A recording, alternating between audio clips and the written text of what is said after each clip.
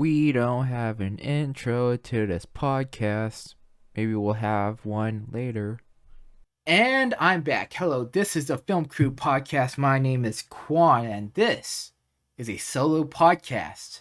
If you're watching this on YouTube, you'll notice that the scroll has timestamps on it, and that's because if you don't want to listen to the whole podcast but want to listen to a certain segment of it, that's a tool, I guess, that's readily available to you. Anyways, a long time ago in a galaxy far, far away, but not in reality, it was about a year ago, and in Riverside, I had a Christian friend, and well, he's still a friend. It's not like I lost him. We talked about the rapture and more specifically the Judgment Day portion of it. And before I continue, this isn't a religious tangent. This is just a story. No religious opinions or things about it. Well, just one. And that's because my friend believes that on Judgment Day, all the angels and the judges and everyone would bring all human existence together in one area and pick them off one by one and announce the sins they've committed for everyone to hear. And at first I was like, that's cool. I have nothing really to hide. And then I remembered my fucking search history. And it was like, I asked him, I was like, yo, everything? And he was like, yeah, dude, every little detail. And I was just like, fuck my search history, dude. Like, what if the angel picks me next and they're just like, Dury Kwan, on this day, you watch the following. I'd have to stop them right there. Just be like, no, angel, stop right there. Do not say any more. Just send me to hell. I want to go to hell now. Goodbye. Just throw me aside. Because it's like, I guess I'm not really worried about my search history, but it's like, if I had to like announce it to the world, I would rather do it on my own accord and not because an angel is trying to judge if I were to go to heaven or hell.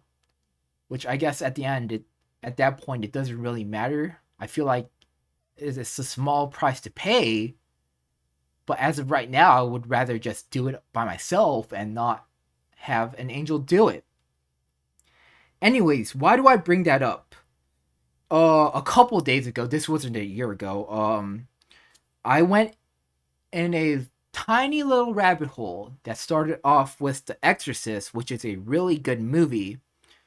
The rabbit hole continued off to like demons and angels, and it eventually led to the 9 levels of hell.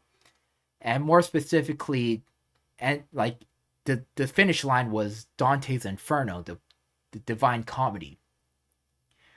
And I wanted to talk about the movie, not the 2010 EA game. I think Dante's Inferno was made by EA Games, not the movie based on that, but the movie based strictly on the original, like the poem.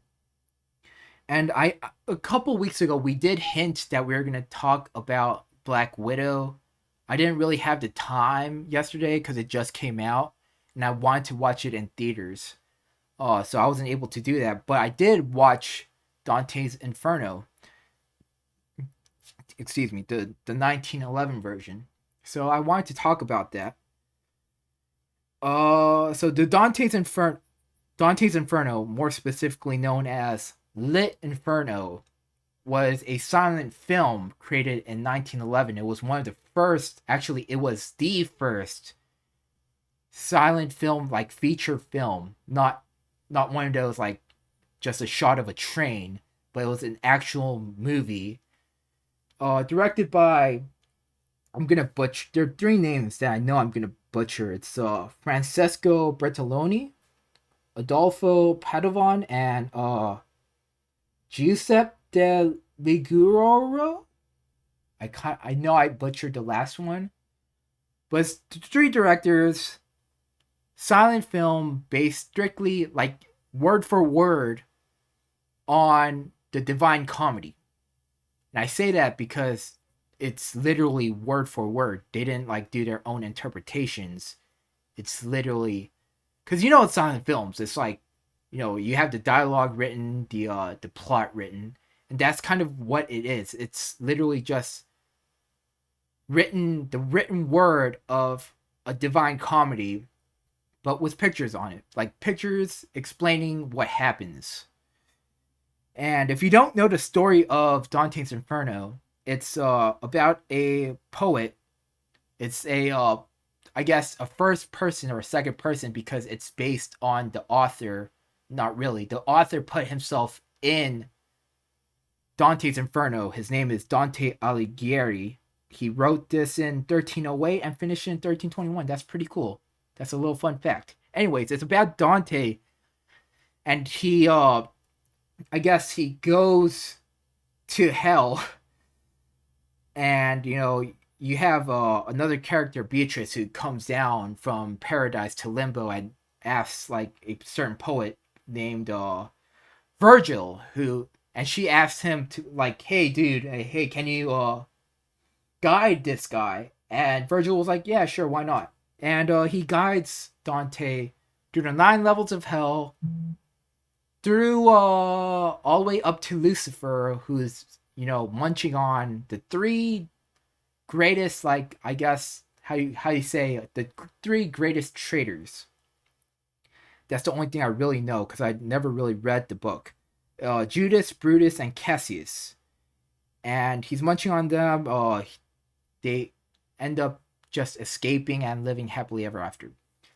And along the way, they go again to each layer of hell, talking to historical figures that did some form of wrong that, I guess Christians believe are wrong. Christians at the time of 1308.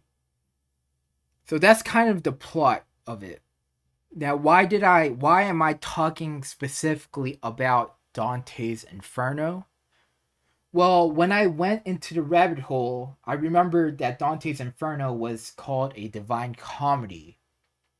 And I was like, why is it called a comedy? Because it's like he's going through hell, and nobody really wants to imagine hell unless you want to imagine hell. But most people don't want to think about that sort of thing. And I was like, why is this called a comedy?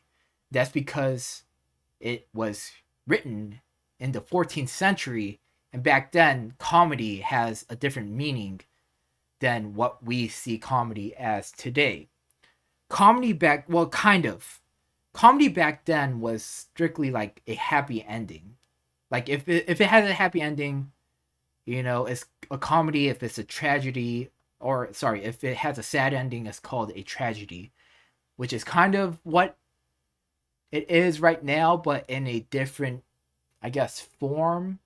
Because when we think about comedy, we think about like laughter and silliness, and that's not what Dante's Inferno is.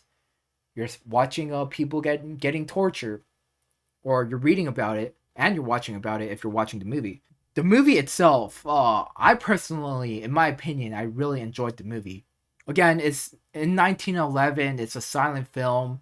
But there's going to be a lot of reading and looking and reading and looking, especially in this movie, because they're literally just taking the passage, explaining the passage, word passage, explaining the passage through the visuals. Not saying that that's all there is to the editing. There's a lot more cool editing in this, and for the time, it was probably really difficult, making it even more phenomenal.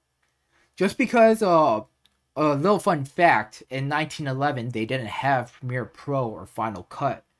They literally had to cut each film reel they want to edit, stitch it together, and then that's what you make out of the movie. So if you see like half of like the shot being like stitched out with a different edit, they had to literally cut that out. So that's really cool. Like there was a like because like there was this part where I don't remember what level of hell it was towards the beginning of the movie where you know Dante and Virgil were like showing like I guess pity or they were mourning because they were watching as there was a bunch of people like a fuck ton of people just flying around in the sky because they were getting pushed against the wind and you could see like where they cut out the film reel to make an edit specifically for that. But even that, I'll say what my favorite edit was. Towards the midpoint, they come across some giants, and to make the person themselves look bigger, they kind of used the perspective of the camera, so they had the person way out, like close to the camera, and Dante and Virgil like towards like the background, and they had and that made the giant look a lot bigger. And yeah, the giant fucking picked up Dante and Virgil, or the camera made it look like Dante and Virgil got picked up and put to the ground, and you could kind of see the edit of the giant's feet when they finally get put down. It was still pretty cool though. I really liked it. I really enjoyed the editing. The lighting was also pretty cool. I'm more specifically the color. All of the colors were there for a reason. You know, you had the dark red to signify smoke and Dante's like I guess anguish, and like yellow and the monotone that you see in every film, silent film. So all the colors were there for a reason. I think there were a couple ones where I kind of went like, huh, I wonder why they used that specific color. But I'm sure, based on what I've seen, they did have a specific reason why they used it. This is Future Quan speaking. This is right after I recorded the podcast. I forgot I mentioned a scene where in the poem there was a level. I think it was one of those things where they saw a bunch of people walking, but their heads were completely 180. So they were walking backwards because they couldn't walk forwards because again they could only see their backsides. Uh, you don't really you kind of see it for like 5 frames in the movie, and I kind of don't know why because I thought it'd be a cool like a scene because he was already like, wow, this is a terrible place. Oh my god, these people are walking backwards for the rest of their lives or the rest of eternity because their heads are twisted 180 degrees. I thought it'd be a pretty cool scene. I don't know why they only did show like 5 frames of it. It's not like it was a difficult. I guess it'd be a pretty difficult edit, but I know that there was a another scene where I don't remember who it was, but someone was walking with their head cut off and they were carrying their heads. So I don't know if it was because it was editing or they didn't have the time or the I guess that part of the film was lost. But who knows? That's just my opinion. I thought it'd be a pretty cool scene. All right, that was it. But yeah, honestly, in my opinion, it's a really good film. I would, if you want to check it out, I'd say give it some leeway. It is, after all, the very first feature film in Italy, and which makes it one of the first silent film feature films in the world. It was really hard to find though. Well, not really. I found it on YouTube, and that's the only source that I found it in. It didn't have the original soundtrack. I don't know what the original soundtrack was, but from what I heard, it was a completely remade, I guess, or revamped. Is that the right word? It's not the original soundtrack. It's another version of the soundtrack. It was still really good. I don't remember who made the score for this one. So the soundtrack, the score that I heard from the version that I watched was by Mike Kicker, who's the I guess the organist for Saint James and the Apostles. He did a good job. He did a wonderful job with the score.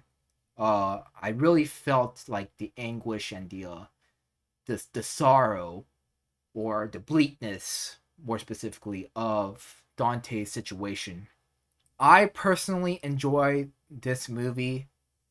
Um, I don't know, cause it's one of those things where it did take a little bit more concentration for me to watch it, just because it was a lot of reading and a lot of watching. So I don't know if people will enjoy that aspect.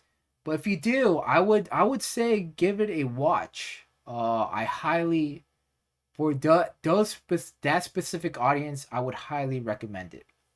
But yeah, that is I think about it for me. Uh, what would I give this movie? I'd say an 8.5 to a 9 out of 10. That's my rating. But in any case, that's all I have. This is the Film Crew podcast, I believe. My name is Quan, and I'll see you all next time.